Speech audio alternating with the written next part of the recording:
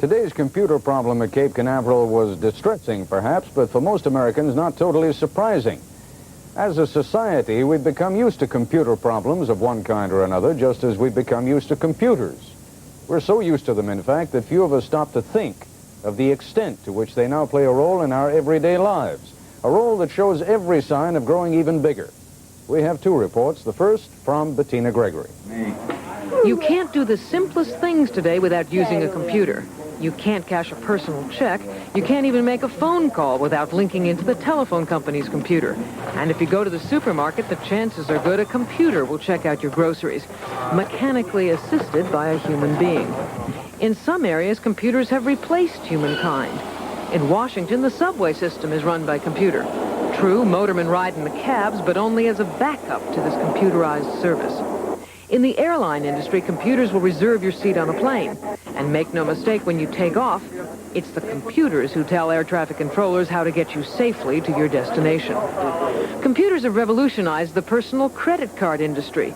Credit card billing would be a lot harder to do without the computer. And of course, the computer provides the inevitable excuse for mistakes in your bills. Humans often feel like Don Quixote tilting at windmills when it comes to fighting the almighty computer.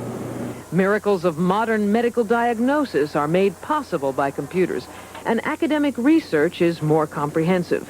Computers have had an enormous impact on television journalism. ABC News researchers have millions of hours of film and videotape right at their fingertips. Film of an elephant? There are 223 entries in the ABC News library. An elephant at a circus? We have 20 such entries. But if you want an elephant with a rider, the computer says we have only one such film. It's a small computer that puts the letters on your television screen, and another one that creates special effects, which were once too expensive and time-consuming to produce before the age of the computer. Since Wall Street started using computers, volume on the big board doubled and redoubled to as much as 70 million shares a day. The government certainly uses computers. When you pay your taxes, IRS computers will audit the returns. The federal government also uses computers to track down runaway husbands on welfare. And now the Reagan administration wants to cut down the number of welfare cheats by putting a computer cross-check on everyone who gets government help. That's going too far, says the American Civil Liberties Union. But for the most part, computers have become such a way of life that many people believe they don't invade their privacy. That's because in America today, life, liberty, and the pursuit of happiness is inevitably linked to a computer. Bettina Gregory, ABC News, New York. This is Ken Kashiwahara. Personal computers are being welcomed in schools and in businesses and in homes without any mention of invasion of privacy. In fact, assembly lines are literally grinding them out, attempting to keep up with demand. Personal computers have become popular because of their size and their cost. They are compact because their tiny memory banks are made out of even tinier microchips. A basic unit can be had for as little as $1,500. Schools use the computers not only to teach children, but to teach them about computers. Educators at this junior high school say students are going out into a computer world and should know something about it. Small businesses have latched on to the personal computer boom, using the devices to map out financial plans and to print memos and letters, all at the touch of a button. And the personal computer is beginning to invade the home. In this house, the solar power is controlled and regulated by a computer. Here, the computer is used to entertain. Video games are programmed and the battle is waged. And Fred Wilkinson says he uses his home computer to store information and to learn. It's a daily event. There isn't a day that goes by that either through a magazine or through the keyboard or through a program or through talking to somebody that I don't pick up more and more information. And it's a growing experience. I see that in myself, and I see it in other people who I deal with that started out much the same way I have. The personal computer boom has been a boom to one company in particular. It has become the Big Apple in this land of high technology. Since the Apple Computer Company was founded 5 years ago, its sales have skyrocketed from about $100,000 to more than $100 million. Stephen Jobs helped build the first Apple computer in his garage. He is now 26 years old and is chairman of the board. And he sees his computer's future as the future of mankind. This is a 21st century bicycle that amplifies a certain intellectual ability that man has. And I think that after this process has come to maturity, the effects that it's going to have on society are actually going to far outstrip even those that the petrochemical revolution has had. But these computers are not necessarily simply innocent playthings of the future. Some people feel threatened by them. Some think they tend to dehumanize, and others fear they may eventually take over their jobs. This is ABC News San Francisco. But at least it still hasn't learned how to say, back to you, Ted. Back to you, Ted. I'll have my computer talk to you in a moment.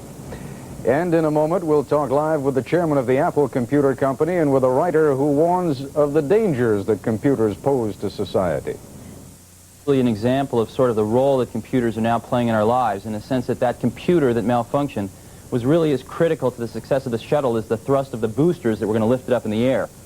And in essence, both the boosters and the computer were really performing the same type of function. Both were amplifying an inherent ability that humans have. In other words, no more could even a small collection of people run the shuttle than they could jump up in the air several thousand feet in the atmosphere. All right, there is a sense, though, that many of us have who really don't understand how computers work or what they do for us or to us, that we are becoming controlled by the computers. Any danger of that happening? Well, as you know, the product we manufacture, many people see it for the first time and they don't think it's a computer. It's about 12 pounds. You can throw it out the window if the relationship isn't going so well. And I think if you look at sort of the process of the technological revolution that we're all in, it's a process of taking very centralized things and making them very democratic, if you will, very individualized, making them affordable by individuals for a small collection of tasks, if you will, sort of from the passenger train to the Volkswagen. All right, we heard you talking on tape a moment ago about the bicycle of the 21st century. Right. What were you talking about? Well, actually, I read a survey in Scientific American in the early 70s, and what this survey had done was it measured the efficiency of locomotion for various species of things on the planet, birds, fish, dogs, and it ranked them. And it turned out that the condor won. The condor took the least amount of energy to get from point A to point B, and man sort of came in with a rather unimpressive showing about a third of the way down the list. But someone at that magazine had the insight to test the efficiency of man riding a bicycle. And man riding a bicycle was twice as good as the condor, all the way off the end of the list. And it really illustrated man's ability as a tool maker to fashion a tool to amplify an inherent ability that he has. And that's really exactly what we feel we're doing. We're really sort of blazing the trails for the 21st century bicycle, but to amplify a slightly different inherent ability that man has, the ability of a certain part of intelligence. Right now we're at the mechanical part of intelligence, where one of these devices can free a person from many of the drudgeries of life and allow really humans to do what they do best, which is to work on the conceptual level, to work on the creative level. All right, David Burnham, you have some concerns about computers, and I guess in part they have to do with the invasion of privacy, and they do invade our privacy, do they not? They certainly do, and we have many examples from our history. Mr. Jobs said that the computer amplified the ability of man.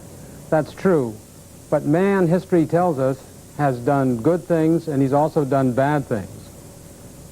The Census Bureau, for example, used computerized punch cards to help locate the Japanese Americans in 1941 when they were so many of them were arrested on the West Coast.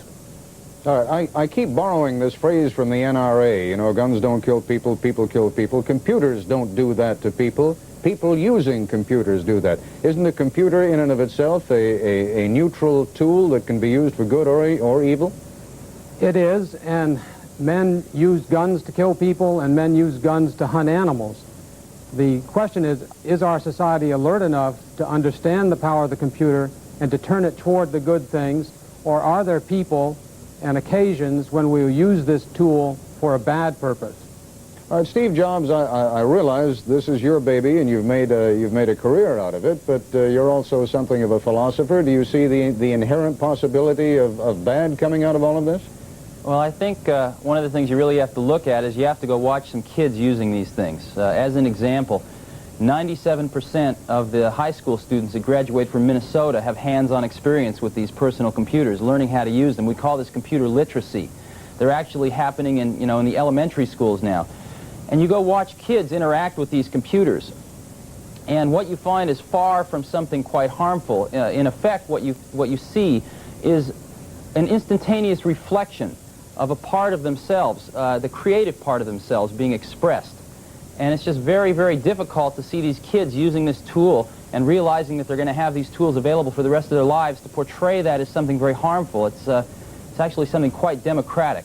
All right, but I mean, the government, and I think Mr. Burnham was leading us in this direction, the government has the capacity by using computers to get all kinds of information on us that we're really not even aware that they have.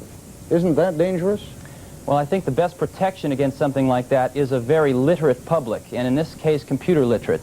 And I think you're actually seeing that happen right now. In the personal computer area, again, computers that people can afford themselves, we've already reached approximately 1 in every 1,000 households in the United States. And I think over the next 5 or 6 years, that figure will be 1 in 10. Ultimately, it will be 1 in 1. And I think the feeling of computer literacy among the populace is the thing that, for me at least, gives me the most comfort that that centralized intelligence will have the least effect on our lives without us knowing it. Mr. Burnham, are you comforted by that thought, that somehow we will all have the capacity to defend ourselves against computers by owning and being able to control computers? Well, I wonder whether the individual citizen alone is any match, say, for the United States Army when a few years ago it began surveillance programs of hundreds of thousands of people who were lawfully voicing their opposition to the war in Vietnam. I wonder whether the individual citizen can control the Army, or whether the individual citizen can control the Census Bureau if it decides to break the rules and make information available which the citizen has given to it. All right, but on balance, are you for them or against them? I think there's a tremendous danger that the public is not aware of enough at this moment. I think if we are aware that perhaps we can use them for the good things that Mr. Jobs sees in them. All right, computer literacy, you're both in favor of that, and I thank you both very much for being with us.